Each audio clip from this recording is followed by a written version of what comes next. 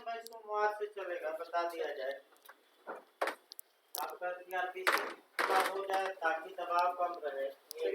आपका लगभग 200 तक निपट गया है और लगभग 150 मैंने लगभग और आपका 150-200 धारा पढ़नी है।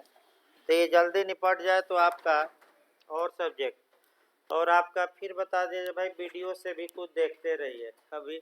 और जो शाम का बैच स्पेशल चल रहा है उसकी भी वीडियो कल से भेजना शुरू किया गया। तो जो ये लोग चाहते हैं कि बहुत तेज सर पढ़ाएं और हम मने पढ़ लें, तो आप वीडियो देख सकते हैं शाम वाली, उसी ग्रुप में जा रहा है। और जो लोग न जुड़े हो अपना भाई बता दें नंबर, जाते समय उनको जोड़ दिया जाए ऐप से। जो लोग न जुड़े हो ऐप से अपना बता देंगे नंबर, उनको ऐप से जोड़ दिया जाएगा।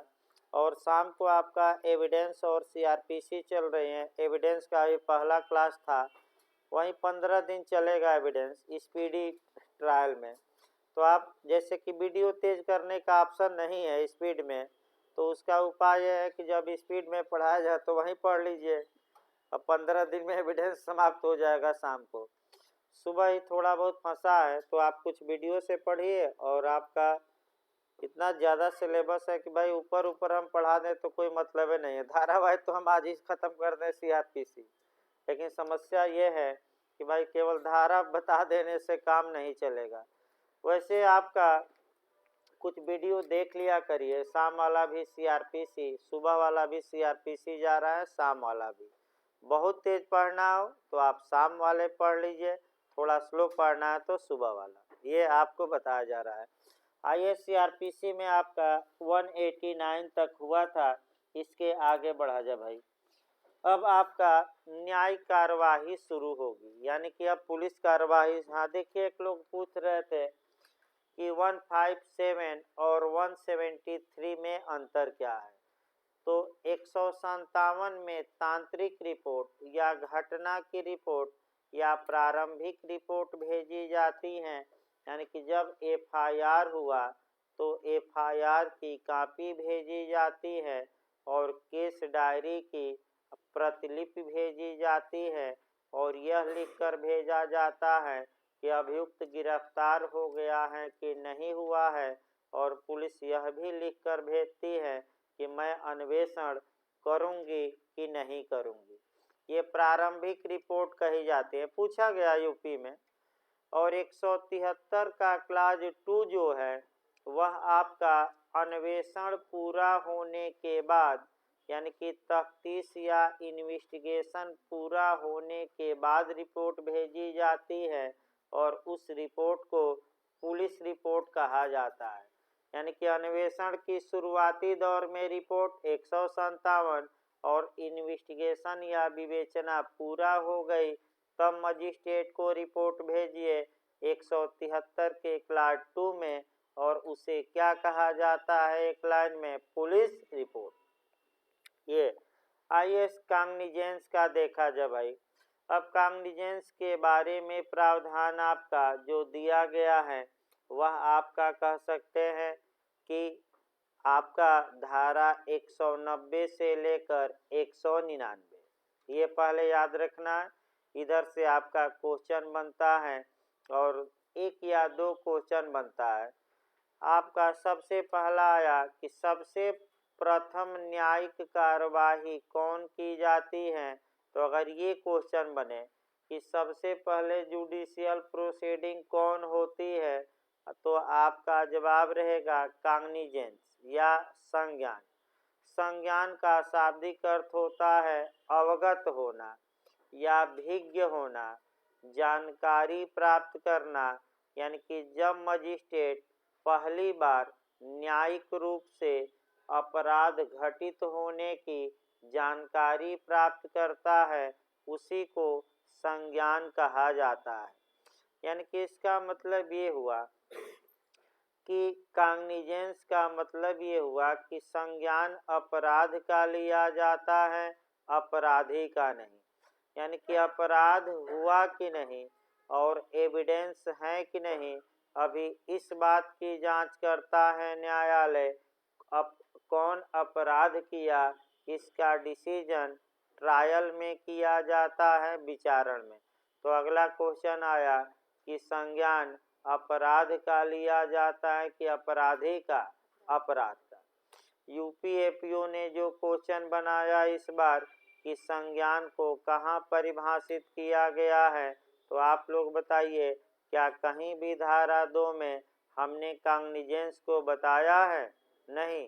तो संज्ञान को कहाँ परिभाषित किया गया है, तो मार्क कराएंगे इनमें से कोई नहीं। अब देखिए क्या दिया था, 2C, 2L, 2W, इनमें से कोई नहीं। तो कई दिमागदार ऐसे थे जो संज्ञान को संज्ञेय समझ लीजिए। अरे भाई शब्द भी तो देखिए, यानी कि एक बार कम से कम शब्दों को आप क्या करिए, पढ़िए। कई दिमागदार मारकर गलत आ गए कि 2C। अरे भाई 2C में कॉग्निजेबल या संज्ञेय अपराध परिभाषित है, संज्ञान नहीं। तो संज्ञान के बारे में जो नियम है वह 190 से लेकर 194 और संज्ञान पर जो शर्तें हैं आपका या कंडीशन लगाई गई है या कुछ शर्तों की पूर्ति होने पर संज्ञान या आपका अपवाद दिए गए हैं 195 से लेकर 199। तो ये दूसरा क्वेश्चन याद रखना, नियम कहाँ से कहाँ तक, 190 से कहाँ तक, 194 अपवाद, 195 से लेकर 199। अगला सामान्य नियम आइए।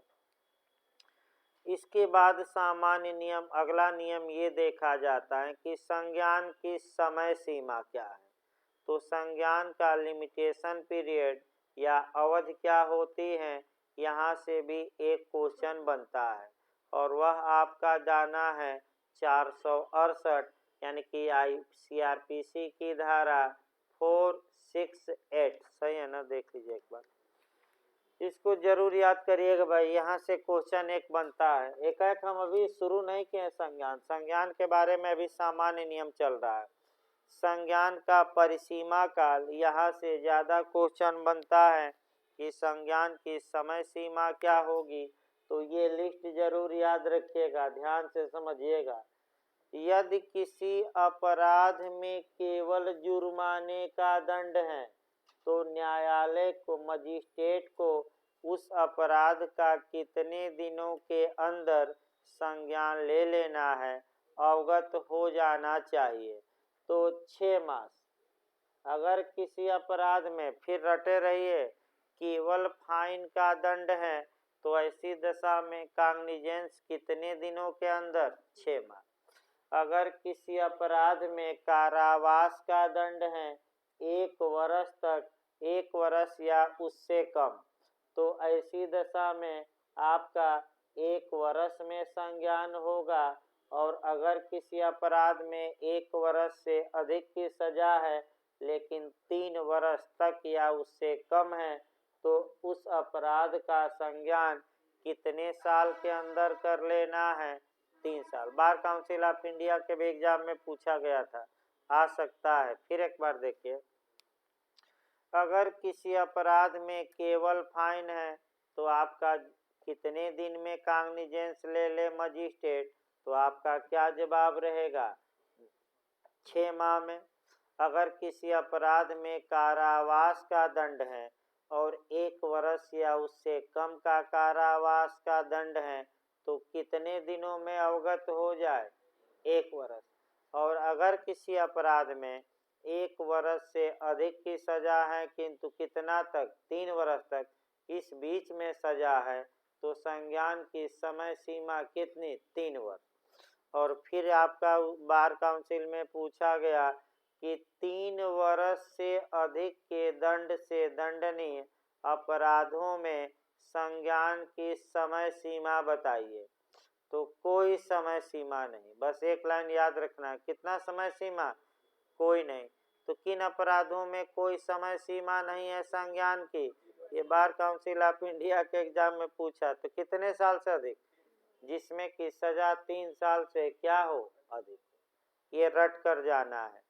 इस पर एक समस्या यूपी ने बनाया और वह समस्या हम फिर बता रहे हैं, चांस रहता है। वह आपका डायरेक्ट ये पूछा कि मानहानि के अपराधों में संज्ञान की समय सीमा बताइए। तो अब आप लोग बताइए, मानहानि की परिभाषा आईपीसी की किस धारा में? 499 और 500, 501 और 502 में सजा है। तो अधिकतम सजा कितनी हो सकती है? 2 साल। कितनी? तो आप लोग नियम बताइए, तो दिमाग लगाइए। 2 साल किस में सेट होगा? इन तीनों में पहले में सेट होगा कि दूसरे में कि तीसरे में? तीसरे में। तो तीसरे में 2 साल आ जा रहा है, तो संज्ञान की अधिकतम अवधि कितनी है? 3 साल। तो मानहानि के मामले में संज्ञान की अधिकतम अवधि कितनी हो गई? 3 साल। क्यों 3 साल? क्योंकि इस बीच में जो दंड रहेगा उसके लिए संज्ञान कितने साल के अंदर? 3 साल। पर याद रखिए, इस बीच में जो सजा रहेगी उसके लिए अधिकतम कितना? 3 साल।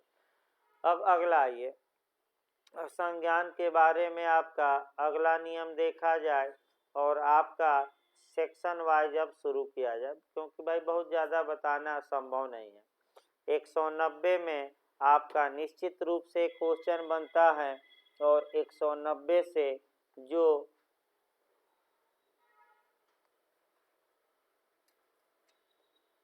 190 से जो क्वेश्चन बनता है आपका निश्चित रूप से एक क्वेश्चन बन जाता है।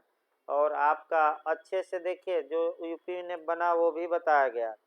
190 देखिए, अब बैरक की भाषा से ही कवर करना है।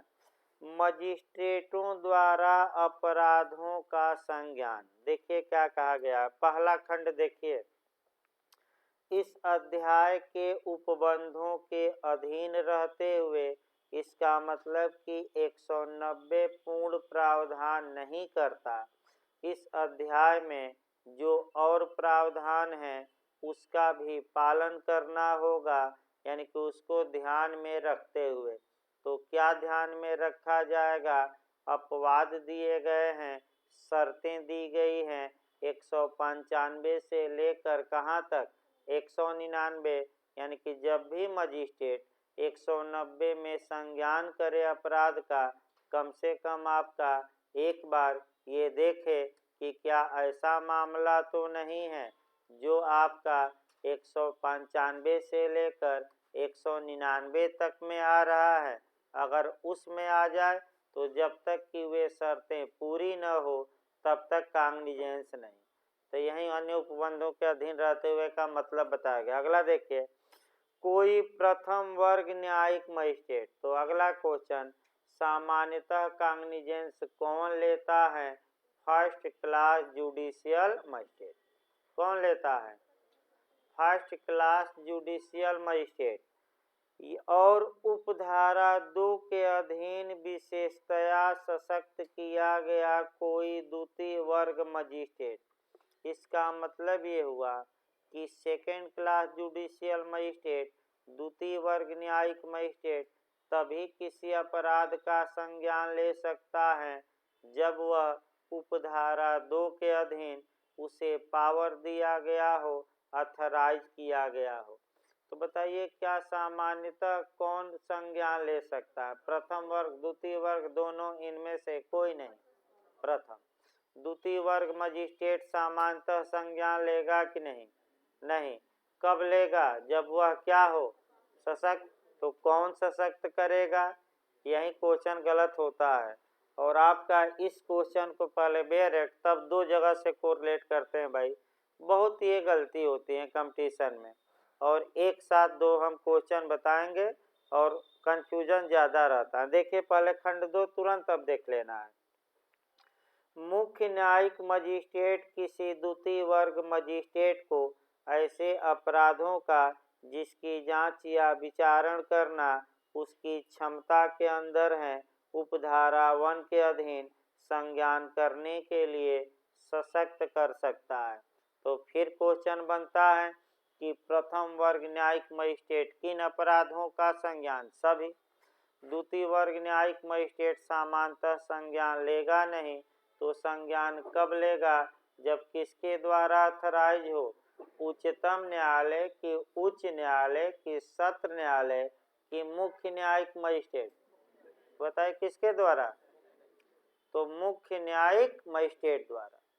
अब अगला क्वेश्चन, द्वितीय वर्ग न्यायिक मजिस्ट्रेट को किन अपराधों की जांच और विचार माने किन अपराधों के संज्ञान की अधिकारता दी जा सकती है, तो सभी अपराधों की नहीं, उन अपराधों की जिनकी जांच और विचारण करना उसकी क्षमता के क्या है अंदर, सबकी नहीं, स्पष्ट लिखा, जिनकी वह क्या कर सकता है, जांच या विचारण।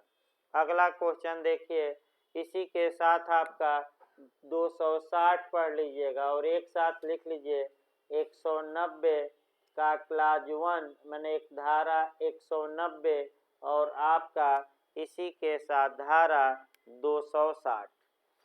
आइए 260 आप सतर्क रहिएगा, दोनों में क्वेश्चन आता है, देखिए सतर्क रहना है। द्वितीय वर्ग न्यायिक मजिस्ट्रेट संक्षिप्त विचारण कर सकता है कि नहीं, तो नहीं कर सकता।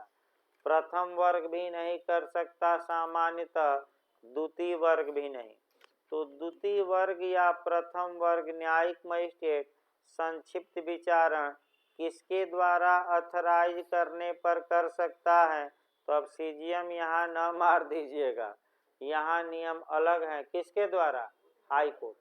यही पॉइंट पकड़ना है कंपटीशन के लिए, यही बहुत महत्वपूर्ण है, राजस्थान से लेकर यूपी उत्तराखंड। फिर मैं एक बार बताऊं, द्वितीय वर्ग न्यायिक मजिस्ट्रेट समरी ट्रायल किसके द्वारा प्राधिकृत करने पर कर सकता है, तो क्या मार्क कराएंगे, हाई कोर्ट की, सुप्रीम कोर्ट की, सत्र न्यायालय की, मुख्य न्यायिक मजिस्ट्रेट, हाई कोर्ट।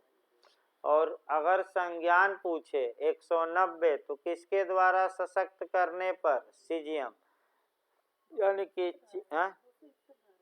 हाँ तो 260 में संक्षिप्त विचारण होता है और 261 आपका बताया जाएगा आगे, मैंने संक्षिप्त विचारण हम केवल बता रहे हैं कि कौन कर सकता है, सेक्शन वाइज आपका अभी नहीं, मैंने ज़्यादा। आगे देखिए भाई आपका इसके बाद आपका जो पढ़ना है कि संज्ञान कितने आधारों पर लिया जा सकता है, तो संज्ञान आपका जवाब रहेगा 3 आधारों पर, यानी कि अपराध से अवगत मजिस्ट्रेट कितने आधारों पर, 3 आधारों पर। तो तीनों आधारों को क्रम से याद रखिएगा, क्योंकि क्रम मिलाने के लिए आया है और क्रम गलत न हो, सतर्क रहना भाई क्रम से। तो पहला क्रम बना दिया जाए आपका 190 1 का ए, बी और क्या, सी, सही है ना, ए बी, क्रम से याद रखिएगा। मजिस्ट्रेट किस पर संज्ञान ले सकता है, 190 1 में परिवाद पर, यानी कि कंप्लेंट पर। क्रम से किस पर काग्निजेंस अपराध का ले सकता है, किस पर अवगत हो सकता है, अगर उसके समझ क्या किया गया हो, परिवाद। दूसरा किस पर ले सकता है, पुलिस रिपोर्ट पर। अब तुरंत पुलिस रिपोर्ट आपको देखनी पड़ेगी और कल परसों ही बताया गया था, आप लोग बताइए पुलिस रिपोर्ट कहाँ परिभाषित है, बताते रहिए। 2R पुलिस रिपोर्ट आपका किस धारा में भेजी जाती है, हाँ बताते रहे भाई, ये तो पढ़ा गया 173 2।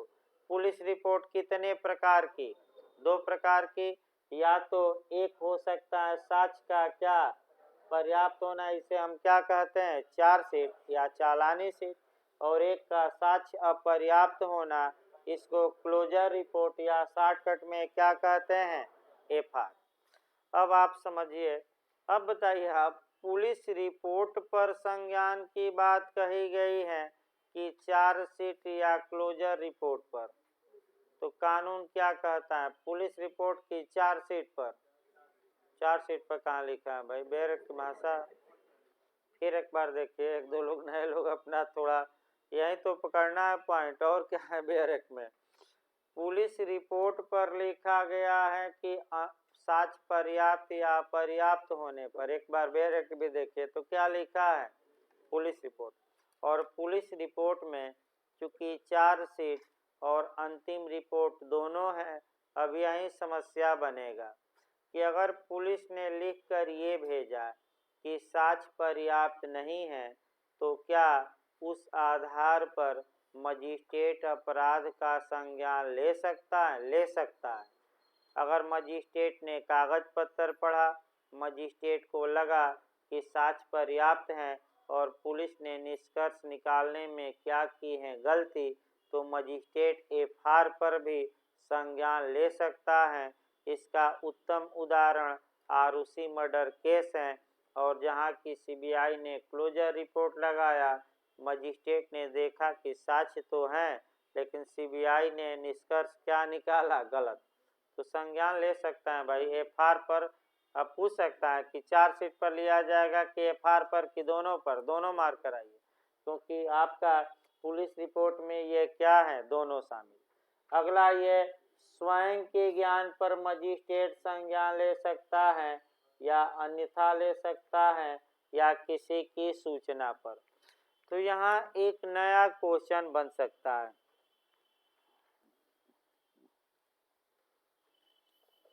हेलो, ठीक है, रखिए। देखिए, आपका यहाँ भी टेक्निकल क्वेश्चन एक बनता है, थोड़ा कठिन है भाई, है सतर्क रहिए, भले थोड़ा समय लगे, लेकिन आपका टेक्निकल क्वेश्चन आते हैं। अब ये पूछा जा सकता है कि क्या मजिस्ट्रेट सुमोटो से या स्वप्रेरणा से या किसी की शिकायत पर या किसी भी तरीके से अपराध की जानकारी होने पर उसका कॉग्निजेंस या संज्ञान ले सकता है कि नहीं? तो आपका क्या जवाब रहेगा? ले सकता है। कौन सी धारा? खंड वाइज पढ़ना है। 190(1)(c। अब अगला का क्वेश्चन नया आपका बन सकता है, इसको अलग से लिख लीजिए, नोट्स में ना होगा, कि संज्ञान के बारे में रिजुडियरी प्रोविजन या अवशिष्ट प्रावधान कहाँ है? तो रिजुडियरी पूछे और तीनों खंड दे, 190(1)(a), 190(1)(b और 190(1)(c। तो क्या मार्क कराएंगे? आपका 190(1)(c लिखिए। संज्ञान के बारे में अवशेषी या अवशिष्ट प्रावधान, रिजुडियरी प्रोविजन। भाई अच्छा क्वेश्चन यहाँ बनता है, अवशिष्ट या अवशेषी।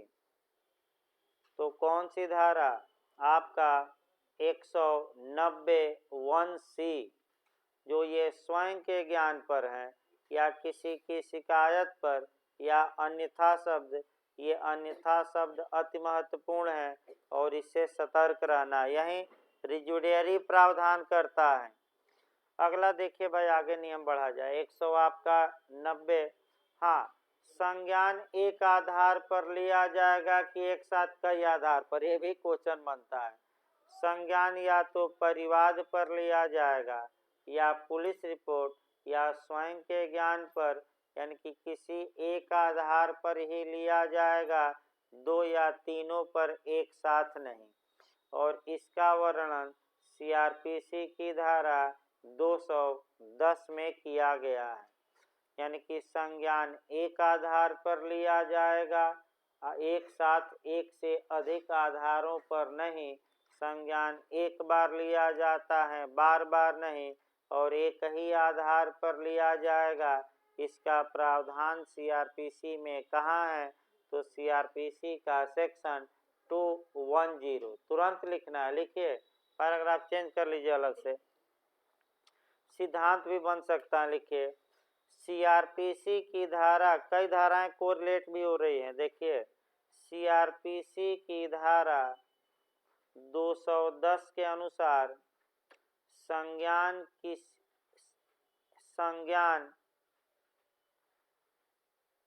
किसी एक आधार पर लिया जाता है, न कि एक साथ कई आधारों पर।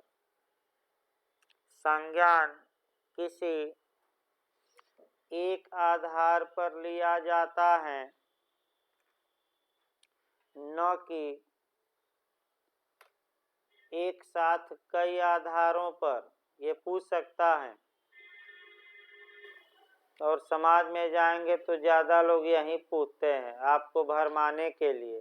और कोई जान जाएगा कि मनोज सर के हैं ये लड़का पढ़ता है, तब तो 50 क्वेश्चन ट्रेन में जाते हुए पूछ लेंगे।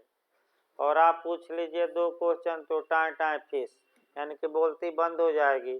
कई बार ट्रेन से ही फ़ोन आ गए, मैंने ट्रेन से भी लोग फ़ोन करते रहते हैं बिहार जाते समय आते समय कि सर ये मिले थे, हमने इनसे 50 पूछे। टीचर भी जाएंगे कहीं तो देखिए कैसे पूछते हैं, ऐसे देखेंगे कि लग रहा है कि जैसे कि कोई भूत आ गया। भाई आपका यानी कि क्वेश्चन भाई याद रखिए, यहाँ के लड़के किसी भी कंपटीशन में किसी से भी पीछे नहीं है। और दिल्ली वाले भी परेशान हैं, ये मनोज सर तो मेरिट हर एक जगह क्या कर दे रहे हैं, चढ़वा दे रहे हैं। आपका 200-300 लड़के तो यहीं कवर कर ले रहे हैं। बिहार में भी लगभग 200 लोग निकालेंगे, पुराने लोग 200-250 तो निकालेंगे ही, पुराने नहीं मिलाकर, क्योंकि 160 से ऊपर 200-250 लोगों का है जो हमारी जानकारी है। और बिहार एपीओ में तो भाई प्रयास किया जा रहा है कि सब पार हो जाए, यानी कि सबका कम से कम प्री निकले। उसके बाद 10-12 फरवरी से मेंस का स्पेशल बैच लगेगा, पहले से घोषणा कर दी गई है। अब देखिए आपका क्वेश्चन ये बनता है, फिर 190 1C पर ही आ जाइए, आपका अवशिष्ट धारा है तो 210 पर आइए। संज्ञान एक बार लिया जाता है, बार बार नहीं, तो कौन सी धारा है सीआरपीसी की? 210। अब एक लाइन याद कर लीजिए, आगे न पढ़ाना पड़े।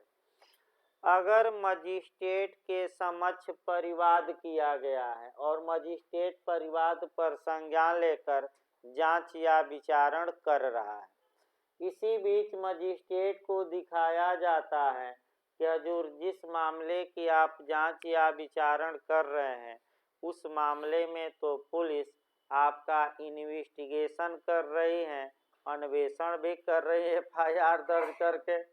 तो बताइए किसको रोका जाएगा? अन्वेषण को रोका जाएगा कि परिवाद को? परिवाद को, अन्वेषण को नहीं, दिमाग में ही बैठाना है। किसको रोक देगा मजिस्ट्रेट? परिवाद पर कार्रवाई रोक दी जाएगी और पुलिस से अन्वेषण की क्या मांगी जाएगी? रिपोर्ट। पुलिस ने अन्वेषण करके 173(2) के तहत पुलिस रिपोर्ट भेजी। अब आप कहेंगे कि एक तो परिवाद पड़ा है और इधर दूसरा कौन पहुंच गया? Police report. और पुलिस रिपोर्ट से भी अपराध बनता है ये भेजा गया है, यानी कि इसका मतलब कि परिवाद और पुलिस रिपोर्ट वाला मामला एक ही है और अभियुक्त भी एक ही है, भिन्न भिन्न नहीं है। तो अब आपका परिवाद पर तो पहले से संज्ञान लिया गया, अब पुलिस रिपोर्ट मजिस्ट्रेट के पास पहुंच गई तो दोनों मामलों का एक साथ मर्ज होगा। अब संज्ञान किस पर माना जाएगा? यही आपका लास्ट क्वेश्चन है कि पुलिस रिपोर्ट पर माना जाएगा कि अब परिवाद पर? तो पुलिस रिपोर्ट पर माना जाएगा, परिवाद नहीं। यही क्वेश्चन गलत होगा। इसका मतलब कि बताइए एक आधार पर संज्ञान लिया जाता है कि कई आधार पर? एक। इसीलिए कौन सी धारा बनी है? 210 210। भाई कोई समस्या तो फिर बताया जाए, नहीं तो एक बार घर पर ही पढ़िए, जो सार है वो बताया गया। बेहरे कहाँ पढ़ने का समय ज़्यादा, अब सार जानिए। अब आगे आइए 191 देखा जाए। प्राकृतिक न्याय का पालन किया गया है, 191 नेचुरल जस्टिस का पालन किया गया है, 191 शुद्ध रूप से 190 1C के लिए बनी है। तो बताइए अभी बताया गया 190 1C में किस आधार पर आपका संज्ञान लिया जाता है? सुमोटो या किसी के सूचना पर या शिकायत पर? तो आप लोग बताइए, अगर मजिस्ट्रेट स्वयं घटना को देखा और स्वयं संज्ञान ले लिया तो नेचुरल जस्टिस क्या कहता है? तो प्राकृतिक न्याय यही तो कहता है कि आप ही घटना के प्रत्यक्षदर्शी, आप ही गवाह, आप ही फैसला करने वाले। ये तो शुद्ध रूप से बायस होगा, यानी कि पक्षपात होगा। जो स्टूडेंट्स पढ़ भी रहे हैं और डिटेल में चलेगा भी, तीनों आपका 1-2 दिन में आ ही जाएगा। हमें लगता है कि सोमवार नहीं तो मंगलवार को आ ही जाएगा आपका नेचुरल जस्टिस के नियम। डिटेल में थोड़ा चला देंगे आधा घंटा, क्योंकि बिहार वार कई जगह काम करता है। तो प्राकृतिक न्याय का नियम का पालन की धारा में 191 नेचुरल जस्टिस है। जब मजिस्ट्रेट स्वयं के ज्ञान पर या अन्यथा संज्ञान लिए हैं या किसी की शिकायत पर, तो अभियुक्त को ये इत्तिला देंगे कि अभियुक्त चाहें तो वह अपना मामला हमारे यहाँ से किसी अन्य जगह अंतरित करा सकता है, ट्रांसफ़र। अगर अभियुक्त कहता है कि हमारा मामला क्या किया जाए, ट्रांसफ़र, तो सीजीएम जिसको कहेंगे उस मजिस्ट्रेट को वह मामला ही क्या कर देगा, दिया जाएगा, ट्रांसफ़र। तो नेचुरल जस्टिस का पालन की धारा में 191 बायस न हो, पक्षपात न हो। 192 अब आ जाए, छोटी छोटी अब धाराएँ आएंगी। अब आपका 190 टेक्निकल थी, अब छोटी छोटी धाराएँ आएंगी। 192 आ जाइए। 192 क्या कहती है, कम पूछा गया है। 192 देखिए भाई, आपका कह सकते हैं कि 192 में बताया गया है कि मामले मजिस्ट्रेटों के हवाले करना, यानी कि कोई मुख्य न्यायिक मजिस्ट्रेट भी संज्ञान ले सकता है, 192 में है। यानी कि सीजीएम भी संज्ञान ले सकते हैं, कोई रोक टोक नहीं है। ये कौन सी धारा में, 192। लेकिन अगर मुख्य न्यायिक मजिस्ट्रेट संज्ञान लेता है तो या तो वह स्वयं जांच विचारण करे या अपने किसी अधीनस्थ मजिस्ट्रेट को जांच विचारण के लिए क्या करे, सौंप दे। ये कौन सी धारा, 192। 193 से क्वेश्चन बनता है, अपराधों का सत्र न्यायालय द्वारा संज्ञान, कोर्ट ऑफ सेशन द्वारा संज्ञान। तो आप लोग बताइए, सामान्यतः अब एमपी और तमाम राज्य, सामान्यतः सत्र न्यायालय किसी मामले का सीधे संज्ञान नहीं लेता। वह तब संज्ञान लेता है जब उसके यहाँ मामला कमिट किया जाता है। कमिट का मतलब आपका जरूर याद रखिए, शब्द अलग अलग पूछा जाता है। जो आपका एमपी का मॉडल है, उपार्पण किया जाता है या कमिट किया जाता है, उपार्पण दिया जाता है भाई। यानी कि उपार्पण का मतलब ये हुआ सुपुर्द करना। कमिट याद रखे, कमिटल करना, कमिट करना, कमिट मतलब क्या हुआ, सुपुर्द। तो क्वेश्चन का मॉडल देखिए भाई, सत्र न्यायालय के बारे में क्या सही है। सत्र न्यायालय सीधे संज्ञान लेता है अपराधों का, दूसरा सीधे संज्ञान नहीं लेता, तीसरा संज्ञान ही नहीं लेता, और चौथा उपार्पण के बिना संज्ञान नहीं लेता। उपार्पण मतलब सुपुर्द, सुपुर्द का मतलब क्या हुआ, कमिट।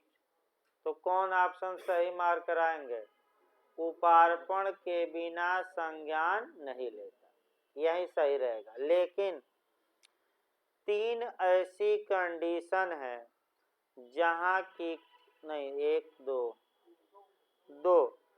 दो ऐसी कंडीशन है जहां की कोर्ट ऑफ सेशन सीधे संज्ञान लेता है, यानी कि डायरेक्ट मामला पहली बार में उसी के पास पहुंचता है। 199 के क्लास 2 और 344, ये याद रखिए। तो उतना भाई बताया जाएगा, आगे समय कम है इसलिए आपका थोड़ा शॉर्ट किया जा रहा है। लेकिन सत्र न्यायालय सीधे सामान्यतः संज्ञान नहीं लेता, तो कब लेता है, जब उसे मामला क्या किया जाए, सुपुर्द, कमिट। या आपका एमपी में कमिट नहीं पूछ, ये सुपुर्द नहीं, उपार्पण, एक शब्द याद रखे, वहीं लिख लेना है बैरक पर। आइए 194 पढ़ना नहीं है।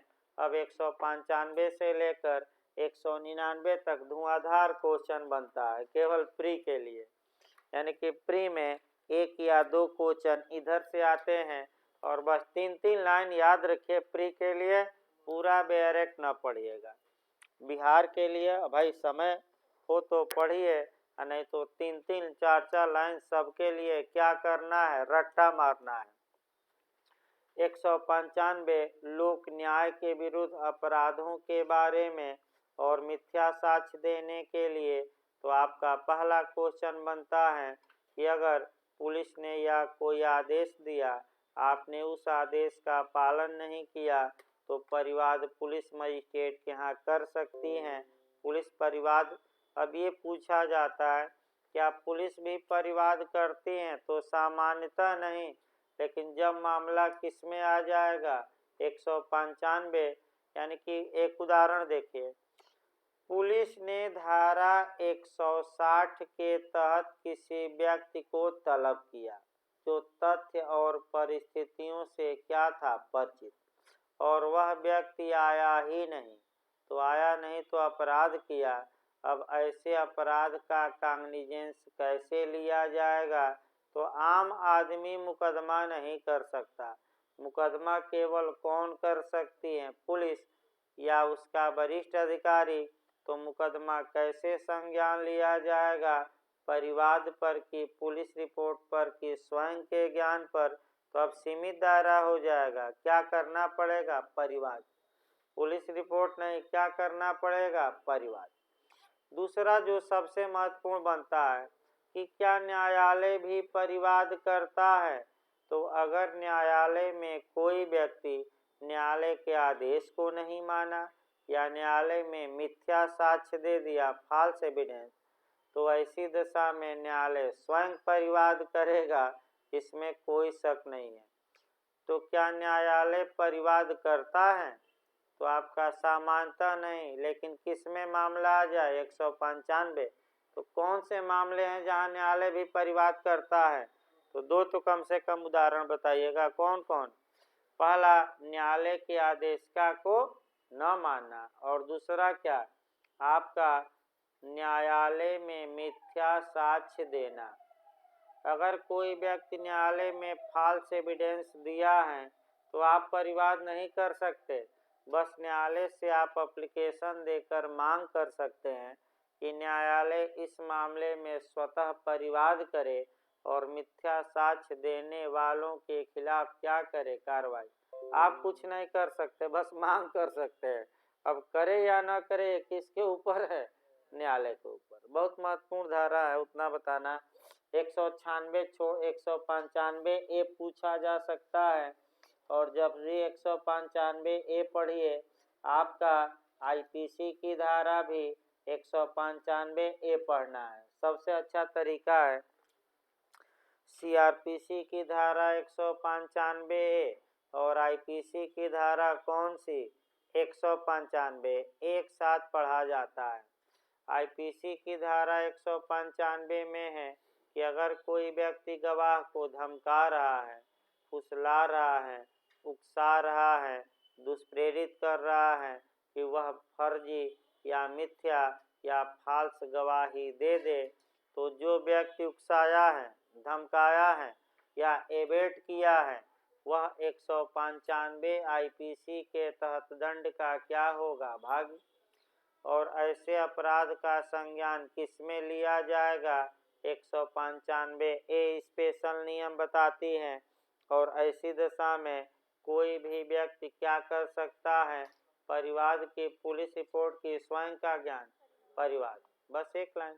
तो कैसे लिया जाएगा संज्ञान, परिवाद पर कि पुलिस रिपोर्ट पर कि स्वयं के ज्ञान पर कि उपयुक्त सभी 195 के तहत परिवाद। कौन कर सकता है परिवाद, कोई भी। 196 छोड़ देना है, 197 पूछा जाता है, बहुत पूछी जाती है 197 धारा। देखिए क्या पूछा जाता है। पहला तो डॉक्ट्रिन ऑफ अम्ब्रेला, ये पूछ सकता है सिद्धांत, छतरी का सिद्धांत या छाता का सिद्धांत किस धारा में दिया गया है, तो आपका जवाब रहेगा 197। डॉक्ट्रिन ऑफ अम्ब्रेला किस धारा में, तो 197 बताएंगे। तो छतरी का सिद्धांत होता क्या है, देखिए छाता आपका करता क्या है, अम्ब्रेला धूप से भी बचाता है, बारिश से भी, और इस मौसम में भी लोग छाता लेकर चलते हैं जहाँ बर्फबारी होती है, और यहाँ भी ज़्यादा बर्फ गिर जाए तो लोग बर्फ से बचने के लिए क्या ले लेंगे, छाता। तो आपका इसका मतलब ये हुआ कि न्यायाधीशों को, मजिस्ट्रेटों को और पब्लिक सर्वेंट को यह धारा बचाव देती है, बहुत बड़ा बचाव है। देखिए कैसे देती हैं। तो पहला क्वेश्चन बनता है कि अभियोजन से संरक्षण लोक सेवकों को किस धारा में प्रदान किया गया है?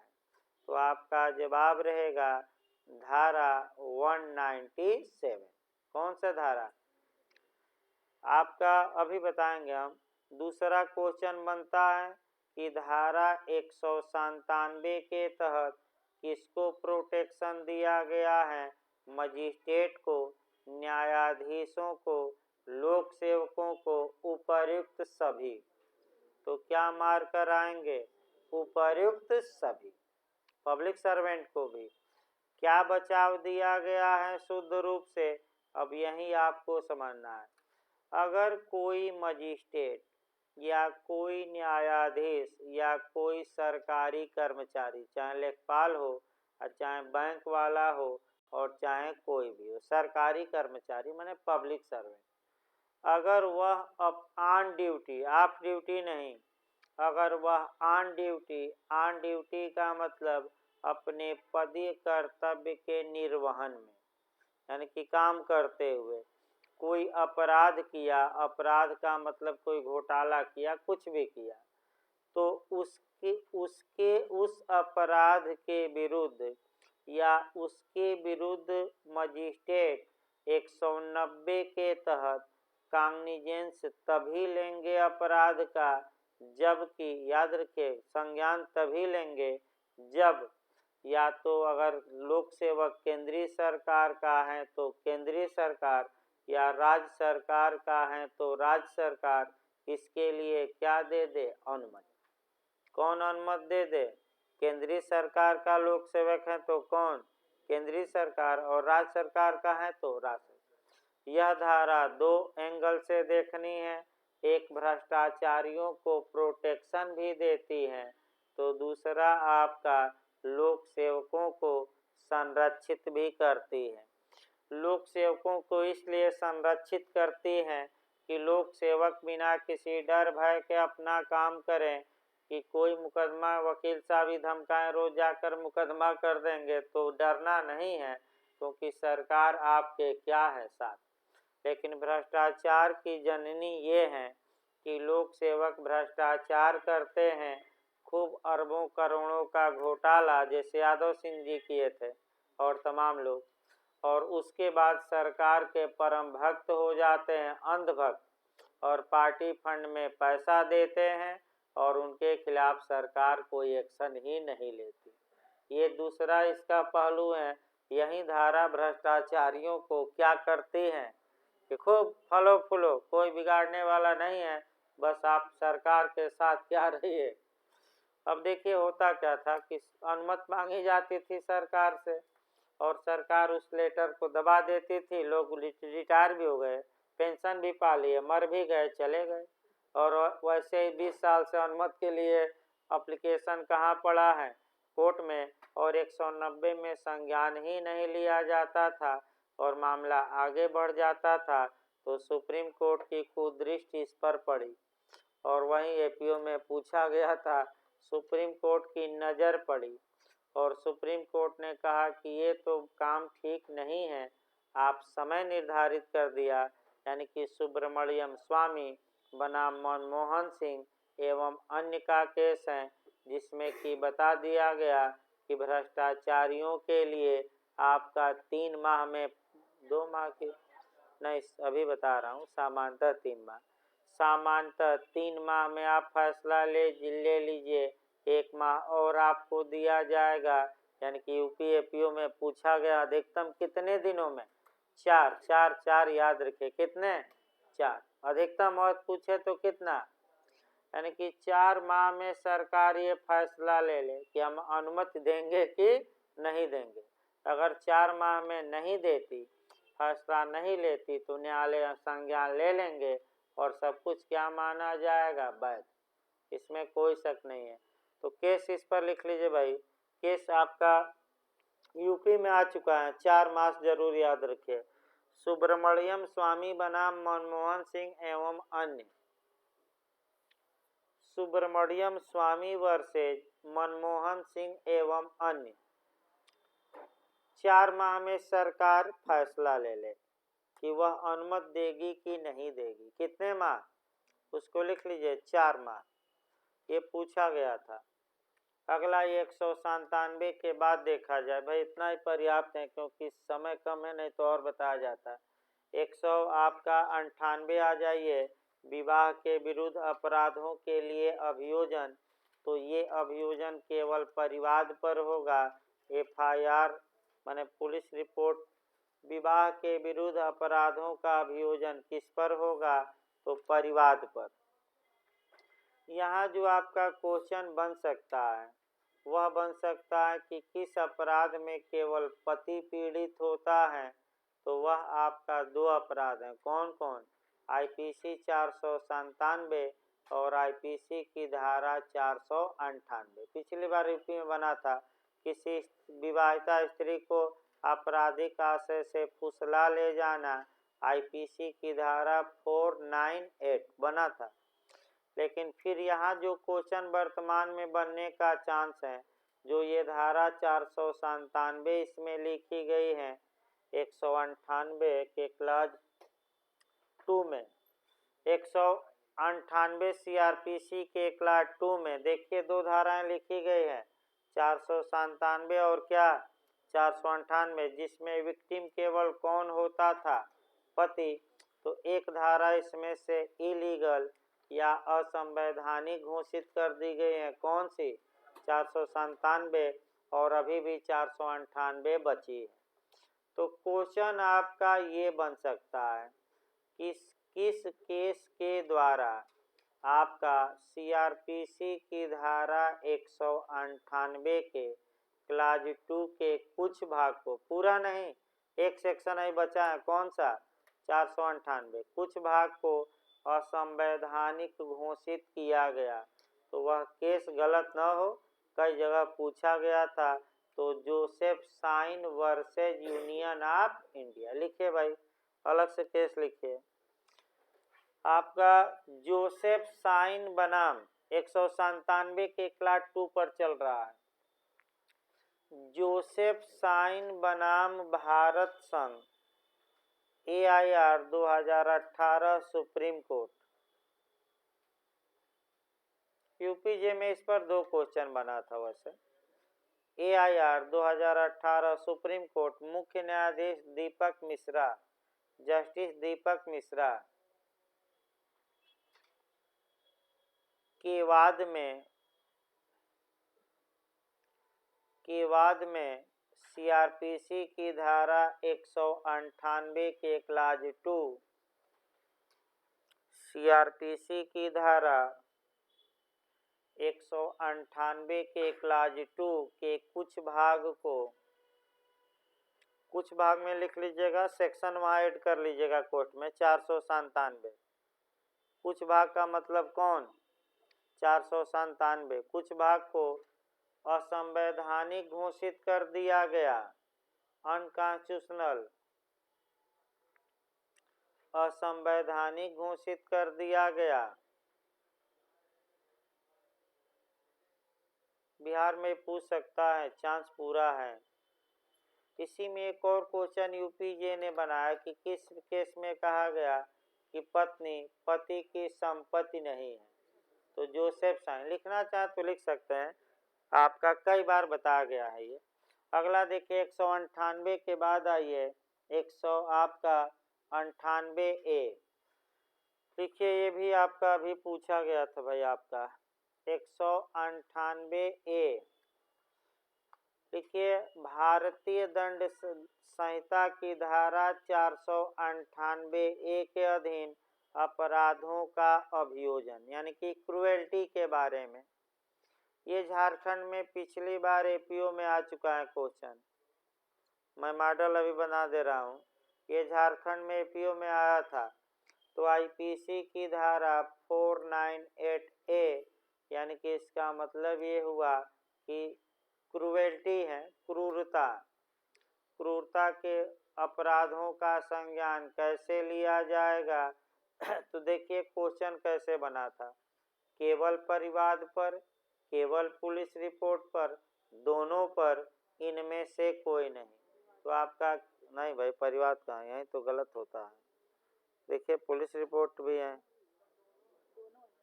हाँ तो दोनों यही आप फिर एक बार यही एक छोटी छोटी बात पकड़ना है। लिखिए, ऐसे अपराधों का संज्ञान परिवाद और पुलिस रिपोर्ट दोनों पर लिया जा सकता है। माने FIR भी होती है और कंप्लेंट भी हो सकता है। परिवाद और पुलिस रिपोर्ट दोनों मार कर आइएगा। इसके बाद आपका संशोधन भी इसमें किया गया है। आगे आपका 198 भी पत्नी द्वारा, हाँ आपका परिवाद पर। अगला लिखिए भाई आपका 199 लिखिए, मानहानि के अपराधों के लिए अभियोजन। यहाँ आपका अच्छा क्वेश्चन बनता है। मानहानि के लिए अपराधों का अभियोजन 199 क्लाज वाइज पढ़िएगा और क्लाज वाइज पूछा भी जाता है। कम से कम 2 क्लास जरूर पढ़िएगा और आपका 1 और 2 भले और याद ना हो। तो 199 का क्लाज 1 देखिए भाई, मानहानि के अपराधों में संज्ञान कैसे न्यायालय लेंगे? परिवाद पर की पुलिस रिपोर्ट की स्वयं के ज्ञान पर पहला क्वेश्चन बनता है। तो आप लोग बताइए, परिवाद पर लिया जाएगा कि पुलिस रिपोर्ट की स्वयं के ज्ञान के उपर्युक्त सभी? हाँ लिखिए, पहला खंड हम बता रहे हैं। पहला खंड बता रहे हैं 199 1, मानहानि के अपराध का संज्ञान परिवाद पर, केवल परिवाद। अब दूसरा परिवाद कौन करेगा? पीड़ित या उसके संबंधी करेंगे, और कौन करेगा? समाज का कोई व्यक्ति नहीं, ये नहीं जानना है। आपका पीड़ित करेगा या संबंधी करे। आपका माइनर है तो उसका माने संरक्षक कर सकता है। आपका पति है तो पत्नी, पत्नी है तो कौन? पति, उसके घर वाले कर सकते हैं। तो उतना नहीं जानना, लेकिन बस एक लाइन परिवाद पर। अब बताइए, मानहानि के लिए सजा कितनी है? 400 माने 500, 501 502 में कितनी? 2 साल है। तो आपका कितने साल के अंदर संज्ञान लिया जाएगा? अभी बताया गया 3 वर्ष। तो अब क्वेश्चन ये बन सकता है कि मानहानि के मामले में परिवाद कितने दिन के अंदर? तो हमेशा नहीं कर सकते, क्योंकि संज्ञान ही कितने दिन के अंदर? 3 साल। तो अगर ये मॉडल बने तो कितना मानेंगे? 3 साल। तो परिवाद कितने दिन के अंदर? 3 साल। लेकिन अब लेकिन लगाकर आगे बढ़ना है। 199 के क्लास 2 में आपका कुछ विशिष्ट व्यक्ति आ जाएंगे। अगर किसी व्यक्ति ने राष्ट्रपति की, उपराष्ट्रपति की, राज्यपाल की, प्रशासक की, मंत्री की, मुख्यमंत्री की, प्रधानमंत्री की या किसी लोक सेवक की मानहानि की है, तो ऐसी दशा में आपका सरकार भी मुकदमा कर सकती है। तो बस एक एक लाइन जानना है। इन लोगों की किसी ने मानहानि की है तो आपका परिवाद कहाँ किया जाएगा? हाई कोर्ट, सुप्रीम कोर्ट, सत्र न्यायालय, और इनमें से कोई नहीं। तो कहाँ करेंगे? Court of session. किसकी पूर्व अनुमति से किया जाएगा परिवाद? केंद्र सरकार या राज्य सरकार? केंद्र सरकार का अगर आदमी है तो किसकी? केंद्र सरकार। राज्य सरकार में राज्य सरकार। ये रटे रहिए। तीसरा ये देखा जाए, कौन परिवाद करेगा? आपका ये लोग करेंगे कि लोक अभियोजक करेंगे? रटते रहे, कौन करेंगे? लोक अभियोजक। लिखित में परिवाद होगा कि मौखिक? लिखित में। और जो सबसे महत्वपूर्ण है, अपराध किए जाने के कितने समय के अंदर? 6 माह। फिर एक बार नियम बनाइए तो, अगर आम आदमी परिवाद करता है तो कितने साल के अंदर? 3 साल। लेकिन अगर इन माननीयों की किसी ने मानहानि की है और आम आदमी करेगा तो मजिस्ट्रेट के पास जाएगा।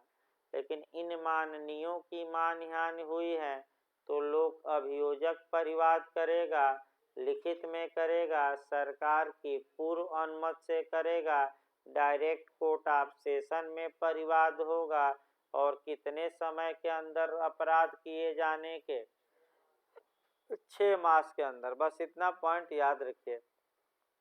अब लास्ट पॉइंट आज का बता दिया जाए कि मान लीजिए कि इधर लोक अभियोजक ने परिवाद कर दिया कितने माह के अंदर, 6 माह के अंदर, और उधर भारत के राष्ट्रपति की किसी ने मानहानि की थी तो उन्होंने भी परिवाद कर दिया, क्योंकि उनको भी व्यक्तिगत रूप से उनको भी हक है।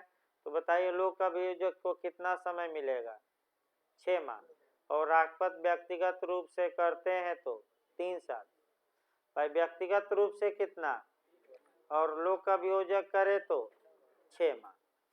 अब यहाँ आपका देखिए सतर्क ये रहना है कि राष्ट्रपति ने मजिस्ट्रेट के पास मानहानि के लिए परिवाद कर दिया कि ये हमारा ये मानहानि किया, इसे सजा दी जाए। और इधर लोक अभियोजक भी कोर्ट ऑफ सेशन में केंद्र सरकार की अनुमति लेकर परिवाद कर दिया सत्र न्यायालय में। अब एक ही मैटर किस न्यायालय में, 2 न्यायालयों में हो गए तो क्या 2 मुकदमे चलेंगे कि एक? अब कौन मुकदमा चलेगा ये तो सत्र न्यायालय डिसाइड करे, कहीं वर्णन नहीं है। लेकिन मुकदमा या तो मजिस्ट्रेट के यहाँ चलेगा या कहाँ चलेगा? Court of session. और जांच और विचारण में कल हमने यही बताया कि भले 50 न्यायालयों को अधिकार हो, लेकिन जब भी जांच और विचारण होगा किसी एक न्यायालय में होगा, क्योंकि एक अपराध के लिए एक जांच विचारण पर्याप्त है कि अपर्याप्त? पर्याप्त। और इसका नियम कल काफी बताया गया। इस प्रकार आपका 199 का क्लास 2 से जोड़ना भी है आपका 237 और चीजें। तो आपका सोमवार को ये बताया जाएगा। सोमवार को भाई कॉन्स्टिट्यूशन चलाया जाएगा। आपका आज का तारीख है आपका 16।